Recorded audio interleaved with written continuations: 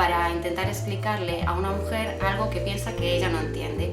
Esto suele pasar cuando un hombre interrumpe a una mujer por el simple hecho de serlo. Entonces suele pasar en temas de política, en temas de feminismo, en cualquier ámbito.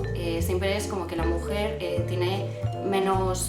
es menos inteligente que el hombre en esos aspectos. Pues uno de los ejemplos es, por ejemplo, cuando te viene un fontanero a casa y vas tú y ya estás con tu pareja y le dices, pues mira, el problema es que has tenido, y él se dirige a tu pareja y ninguno de los dos entiende de fontanería.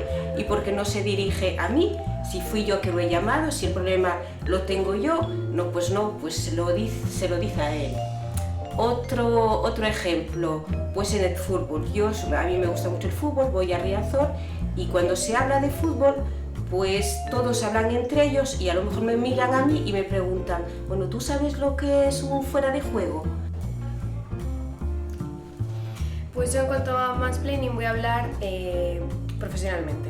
Yo estudié audiovisuales, estudié fotografía y parte de audiovisuales, y cuando hablo sobre tema cine, cosas técnicas en cuanto al cine o a la televisión, los hombres suelen mirarme en plan, no sé si esta tía me está contando una trola, si se está haciendo la lista, y la verdad que es algo que me molesta bastante porque muchas veces me gusta comentar las series o las películas que veo técnicamente hablando, y con los hombres que han estudiado lo mismo que yo, cuando intento hablarlo me miran como un poco por encima del hombro.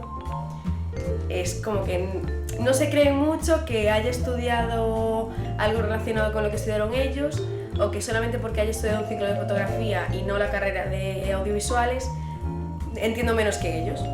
Y bueno, la verdad que me he tocado bastante de cerca de eso, estar con compañeros de profesión y que te miren un poco como si no supieras lo mismo que ellos por ser mujer.